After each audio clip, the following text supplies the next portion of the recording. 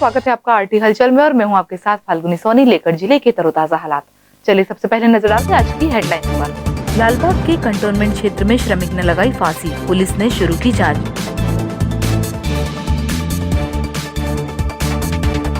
आंधी तूफान से गिरा पुराना पेड़, मकान की दीवार और सामान हुआ क्षतिग्रस्त। उद्योग नगर में भरा पानी, प्रोसेस का कपड़ा हुआ खराब। गणपति नाका बाईपास हुआ बदहाल, सड़क बनी तालाब। और अब गतिविधियां विस्तार के साथ। बीती रात शहर में आई तेज आंधी और बरसात से एक पुराना नीम का वृक्ष एक मकान की दीवार पर जा गिरा। इस घटना में मकान में रखा सामान खराब हो गया। बीती रात शहर में चली तेज आंधी तूफान से कई जगह हरे भरे वृक्ष धराशायी हो गए। वहीं कन्या स्कूल समीप 100 से 150 साल पुराना नीम का पेड़ एक मकान पर जा गिरा। इस घटना में जनहानि तो नहीं हुई है, लेकिन लाखों रुपए का नुकसान हुआ है। मालिक शेख शरीफ ने जानकारी देते हुए बताया कि झाड़ के गिरने से ऑटो रिक्शा, एक इंडिका कार और घर की दीवारें टूटकर टीवी फ्रिज भी क्षतिग्रस्त हो गए। कुल मिलाकर 5 से 6 लाख रुपए का नुकसान हुआ है। क्या घटना घटी भैया? रात में क्या हो गया? रात में अचानक आंधी तूफान आने के कारण पूरा 100 साल पुराना झाड़ है जो कन्याशाला के अंदर, सावित्री स्कूल के अंदर, तो वो रात में गिर गया। क्या नुकसान क्या हुआ तुम्हारा? नुकसान हमारा पूरी दीवारें वगैरह गिर गई। मकान में अंदर जनहानि का भी काम हुआ। पूरे महल्ले वालों ने इकट्ठे होकर निकाले बाहर। हाँ। और निकाल के सब एक इंडिका और ऑटो कुछ सामान चिल्लर और ऊपर का पूरा हमला वगैरह सब टूट गया। कितने का नुकसान हुआ? कम से कम 4 से 5 लाख रुपए का नुकसान हुआ। किसी को कोई नुकसान हुआ? जनहानि कोई नहीं, जनहानि किसी को हुई नहीं। सब महल्ले वालों ने निकाल दिए थे रात में। शहर में बढ़ती पानी की किल्लत और गिरते जलस्तर को देखते हुए राजघाट समेत बोरी बंधान किया गया था। वहीं विगत दिनों हुई बरसात से बोरी बंधान फूट गया है। शहर से होकर बहने वाली ताप्ती नदी हर वर्ष गर्मी में सूखने लगती थी, लेकिन इस बार तत्कालीन कलेक्टर राजेश कुमार कोल के आह्वान पर ताप्ती नदी के छोटे पुल के पास बोरी बंधान का काम किया गया था, जिसके चलते शहर में पानी की किल्लत नहीं हुई और नदी में पूरे वर्ष पानी भरपूर रहा। वहीं अब जिले में हो रही बारिश के कारण ताप्ती नदी का जलस्तर बढ़ गया और बोरी बंधान पूरी तरह से फूट गया है। अस्थायी रूप से बना बोरी बंधान ताप्ती का जलस्तर बढ़ने से बहने लगा है। आपको बता दें कि राजेश कुमार कोल के आह्वान पर सभी सामाजिक संगठन और जिला प्रशासन सहित सभी के सहयोग से इस बोरी बंधान का निर्माण किया गया था और शहर में पानी की किल्लत नहीं हुई। वर्ष 2019 में शहर में पानी की किल्लत से शहरवासियों को पानी के टैंकरों के माध्यम से पानी सप्लाई किया गया था, लेकिन इस वर्ष पानी की किल्लत नहीं हुई है। मंगलवार शाम कोविड केयर सेंटर से 31 कोरोना योद्धा अपने घर लौटे। इन लोगों को डिस्चार्ज होने के बाद आगामी दिनों में और भी मरीजों को डिस्चार्ज किया जाएगा। आंखों में खुशी और होठों पर प्रशासन का आभार लेकर मंगलवार शाम कोरोना को मात देकर 31 योद्धा अपने घर लौटे। इनमें 12 साल की बालिका से लेकर 72 साल के बुजुर्ग भी शामिल है। शाम 6 बजे ये योद्धा आयुर्वेदिक कॉलेज के कोविड केयर सेंटर से बाहर निकले तो सबके चेहरों पर मुस्कान थी। इनमें सबसे कम उम्र की दौलतपुरा निवासी 12 वर्षीय संजना पटेल और सबसे ज्यादा उम्र के अब्दुल कलाम आजाद वार्ड निवासी 72 वर्षीय रविंद्रनाथ दलाल भी थे। कलेक्टर प्रवीण सिंह ने कहा कि कोविड केयर सेंटर से अगले 2 दिन में 30 और लोगों को डिस्चार्ज किया जाएगा। इस बीच कोई नया मरीज नहीं आता है तो बहुत जल्द हमारा जिला कोरोना संक्रमितों से मुक्त हो जाएगा। अब कोविड केयर सेंटर में सिर्फ 26 मरीज रह गए हैं। बुरहानपुर में हम लोग अभी आयुर्वेद मेडिकल कॉलेज जो हमारा CCC है, कोविड केयर सेंटर, वहाँ पर हम लोग खड़े हैं और यहाँ से अभी 20 पेशेंट डिस्चार्ज होकर गए हैं। ज़िले में एक्टिव पेशेंट्स की संख्या लगातार घट रही है और यदि परिस्थितियाँ अच्छी रहती है, केसेस कम होते हैं, तो हम लोगों के एक्टिव केसेस की संख्या आने वाले समय में जो है 10 से नीचे 1-2 दिनों में आ जाएगी। लेकिन मैं आप लोगों के माध्यम से ये भी जनता को कहना चाह रहा हूँ कि आज ही मैं मार्केट में घूम रहा था, शहर में घूम रहा था और ऐसा लग नहीं रहा था कि अभी भी जो लोग इस चीज़ को समझ पा रहे हैं कि हमें कैसे सोशल डिस्टेंस मेंटेन करनी है, कैसे मास्क लगाना है। बहुत से ऐसे लोग मैंने देखे जो बिना मास्क के घूम रहे थे। इतना चालान करने के बावजूद, इतना जो है 100 रुपये के चालान काटने के बावजूद अभी भी, और हमारे ज़िले में लगभग 400 के आसपास केसेस भी आ चुके हैं, अभी भी लोग अगर ऐसी लापरवाहियाँ करेंगे तो ये निश्चित रूप से अपने आप में जो है परिस्थितियाँ वैसी बन सकती है कि दोबारा हम लोग जो है वापस कोविड के संक्रमण की चपेट में आ जाए। तो मेरा सभी शहरवासियों से, सभी ज़िलेवासियों से सबसे अनुरोध है कि आप लोग कृपया करके अनावश्यक रूप से यदि काम हो तो बिल्कुल जाएं, अपनी सावधानी रखें। बिना काम के यहाँ वहाँ जाना, बिना काम के मार्केट जाना, बिना काम के भीड़ लगाना, ये सब चीज़ें हम अगले 1-2 महीने के लिए यदि आदतों में सुधार ले आएंगे तो निश्चित रूप से हमारा जिला जो है उसमें केसेस नहीं आएंगे और हम वापस ग्रीन जिलों की श्रेणी में आ जाएंगे। गणपति नाका से सिंधी बस्ती चौराहे का बाईपास पहली बरसात में बदहाल हो गया है।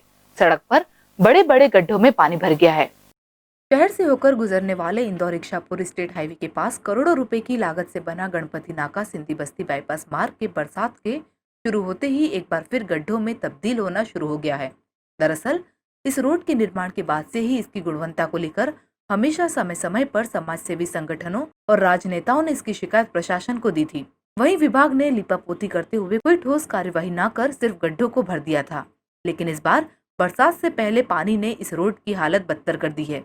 रोड पर बने बड़े बड़े गड्ढे भारी वाहनों के लिए बेहद खतरनाक हो चुके हैं और कोई हादसे की वजह बन सकते हैं। इस मामले में पूर्व में की गई शिकायतों के बाद संबंधित ठेकेदार पर वैधानिक कार्यवाही की बात जरूर की गई थी, लेकिन अब तक कोई ठोस कदम नहीं उठाए गए। वहीं विभाग इस मामले में सीमेंट रोड के प्रस्ताव को शासन के पास स्वीकृति हेतु भेजने वाली बात की जानकारी दे रहे हैं। बीती रात हुई बरसात के बाद रावेर मार्ग पर बनी पुलिया जलमग्न हो गई। पुलिया पर पानी बढ़ने से यातायात बाधित हुआ। शहर से होकर गुजरने वाले इंदौर इच्छापुर स्टेट हाईवे के पास करोड़ों रुपए की लागत से बना गणपति नाका सिंधी बस्ती बाईपास मार्ग के बरसात के शुरू होते ही एक बार फिर गड्ढों में तब्दील होना शुरू हो गया है। दरअसल इस रोड के निर्माण के बाद से ही इसकी गुणवत्ता को लेकर हमेशा समय समय पर समाजसेवी संगठनों और राजनेताओं ने इसकी शिकायत प्रशासन को दी थी। वहीं विभाग ने लिपापोती करते हुए कोई ठोस कार्यवाही न कर सिर्फ गड्ढों को भर दिया था, लेकिन इस बार बरसात से पहले पानी ने इस रोड की हालत बदतर कर दी है। रोड पर बने बड़े बड़े गड्ढे भारी वाहनों के लिए बेहद खतरनाक हो चुके हैं और कोई हादसे की वजह बन सकते हैं। इस मामले में पूर्व में की गई शिकायतों के बाद संबंधित ठेकेदार पर वैधानिक कार्यवाही की बात जरूर की गई थी, लेकिन अब तक कोई ठोस कदम नहीं उठाए गए। वहीं विभाग इस मामले में सीमेंट रोड के प्रस्ताव को शासन के पास स्वीकृति हेतु भेजने वाली बात की जानकारी दे रहे हैं। बीती रात हुई बरसात से उद्योग नगर क्षेत्र में कई प्रोसेस में पानी भर गया। इस पानी से उद्योग परिसर में रखा कपड़ा पानी में भीगकर खराब हो गया। मंगलवार रात तेज आंधी के साथ हुई बरसात के बाद उद्योग नगर क्षेत्र के कई प्रोसेस में पानी भर गया। पानी भरने से प्रोसेस में रखा कपड़ा खराब हो गया, जिसमें मार्किंग कपड़ा, बॉयल कपड़ा, बरकम कपड़ा, लाइनिंग ग्लव और बड़ी बड़ी घटाने पानी से भीग गई, जिसके चलते मध्य प्रदेश लघु उद्योग संघ के प्रदेश सचिव सैयद फरीद ने बताया कि कल शाम में हुई बरसात से उद्योग नगर में पानी घुसने से बहुत नुकसान हुआ है। कपड़े की घटाने की भीग गई और कपड़ा भी पानी से खराब हो गया, जिससे कि लाखों रुपए का नुकसान होने का अनुमान लगाया जा सकता है। क्योंकि अभी उनकी गिनती नहीं है, इसलिए उसका अनुमान लगाकर कितने लाख का नुकसान हुआ है बताया जाएगा। करीब 5 से 6 प्रोसेस में पानी घुस जाने से नुकसान हुआ है, जिसमें Maharaja process, prince micro process, Rajkamal Udyog, Neelkamal process, Prince process और अन्य फैक्ट्रियों में पानी घुसने से लाखों रुपए का नुकसान हुआ है। आंधी तूफान के साथ बारिश हुई, जिसमें उद्योग नगर के काफ़ी प्रोसेस हाउस, साइजिंग, कैलेंडर वगैरह में पानी घुसने के कारण बहुत नुकसान हुआ। कपड़े की गठानें भीग गई और खुला रखा हुआ कपड़ा भी भीगा, जिसकी वजह से लाखों रुपए का कपड़ा और यान उसमें डैमेज हुआ, जिसका अनुमान लगाना अभी मुश्किल है, क्योंकि उसकी अभी गिनती नहीं हुई है। कल तक अपने जो है उसका अनुमान लगाया जाएगा कि कितना लाख का कपड़ा ख़राब हुआ है। हमारे उद्योग नगर में यहाँ पर कम से कम 15 से 20 प्रोसेस हाउस हैं और 30 साइजिंग कैलेंडर हाउस हैं, जिसमें से 5-6 प्रोसेस हाउसों में पानी घुसा और कुछ साइजिंगों में पानी घुसा। शहर से राजघाट और उसके आसपास ताप्ती नदी किनारे अब धीरे धीरे अतिक्रमण शुरू हो गया है। समय रहते इसे नहीं हटाया गया तो जनहानि हो सकती है। राजघाट पर नए पुल के पास परकोटे की दीवार से लगे ताप्ती किनारों पर लोगों ने धीरे धीरे अतिक्रमण करना शुरू कर दिया है। ऊपरी हिस्से पर टीन के पत्थरों से मिट्टी के दीवार के ऊपर अतिक्रमण कर लिया है और उसमें रहने लगा है। इस मकान में रहना खतरों के खिलाड़ी जैसा ही काम है, क्योंकि ना तो आने का रास्ता है और न जाने को, लेकिन वहां पर रिस्क लेकर लोग रह रहे हैं। बरसात के पानी में ताप्ती नदी का जल स्तर बढ़ता है और पानी वहां तक पहुंच जाता है। ऐसे में जिला प्रशासन ने गंभीरता पूर्वक ध्यान देकर हटाना चाहिए। शाहपुर क्षेत्र में हुई बरसात के बाद अब केला फसल किसान कतराकार करने में जुट गए हैं। वहीं बरसात के दौरान फसलों की सुरक्षा के लिए साफ सफाई भी की जा रही है। शाहपुर क्षेत्र में गरज चमक के साथ तेज बारिश ने पूरे इलाके को तरबतर कर दिया है। शाहपुर क्षेत्र के ज्यादातर लोग खेती किसानी का कार्य करते हैं। क्षेत्र में बारिश प्रारंभ होते ही क्षेत्र के किसान केला फसल का कतरा करने में जुट गए हैं। कतरा शब्द का अर्थ केले के पौधे की साफ सफाई करना होता है। केले की फसल में कतरा करने पर केले के फल साफ सुथरे और अच्छी गुणवत्ता वाले तैयार होते हैं। गौरतलब है कि ग्रीष्म ऋतु में केले के लुंगरों को धूप से बचाने के लिए पत्तियों से ढका गया था। उस पत्तियों को भी कतरा में निकाल लिया जाता है। इस कार्य करने के उपरांत किसानों को केले की फसल अच्छी गुणवत्ता वाली प्राप्त होती है, जिसके फलस्वरूप केला व्यापारी भी उसे जल्द खरीद लेते हैं। शाहपुर से मनीष महाजन की रिपोर्ट। उपनगर लालबाग के कंटोनमेंट क्षेत्र में बुधवार दोपहर को एक निजी श्रमिक ने फांसी लगाकर आत्महत्या कर ली। पुलिस ने मर्ग कायम कर जांच शुरू कर दी है।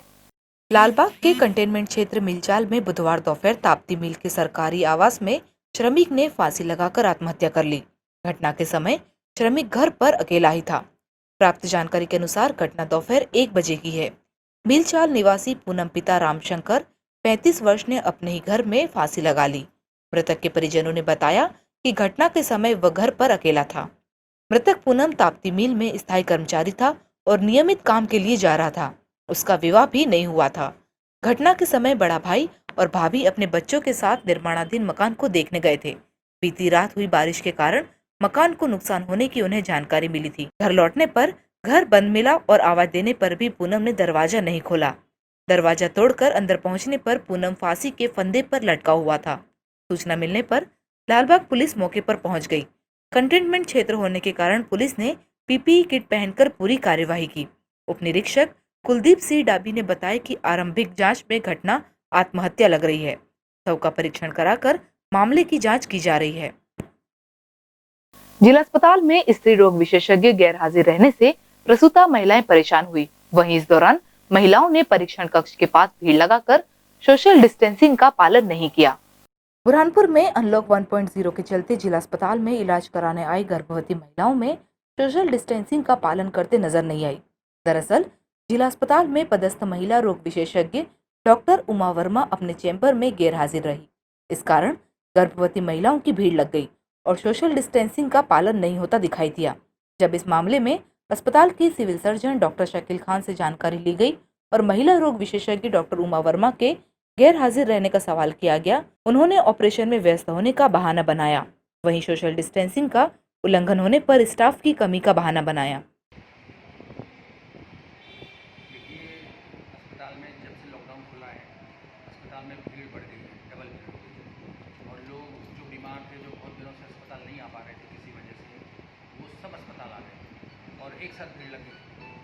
तो उसमें हम लोग हमारे पास इतने आदमी नहीं है जो लाइन से खड़े होकर लोग सोशल डिस्टेंसिंग का पालन करवाएं, लेकिन हम लोग कोशिश करते हैं किसी तरह पालन होता रहे और अस्पताल का काम ठीक तरह से चलता रहे। दूसरा, उमा वर्मा मैडम का ये है कि वो शायद ऑपरेशन में कई काम उनके पास रहते हैं, कई बार वो ऑपरेशन में होती है, कई बार लेबर में होती है, तो ओपीडी में नहीं बैठ। और अब वक्त हो चुका है आपसे विदा लेने का। जाते जाते डालते नजर आज की हेडलाइंस पर। लालबाग के कंटोनमेंट क्षेत्र में श्रमिक ने लगाई फांसी, पुलिस ने शुरू की जांच। आंधी तूफान से गिरा पुराना पेड़, मकान की दीवार और सामान हुआ क्षतिग्रस्त। उद्योग नगर में भरा पानी, प्रोसेस का कपड़ा हुआ खराब।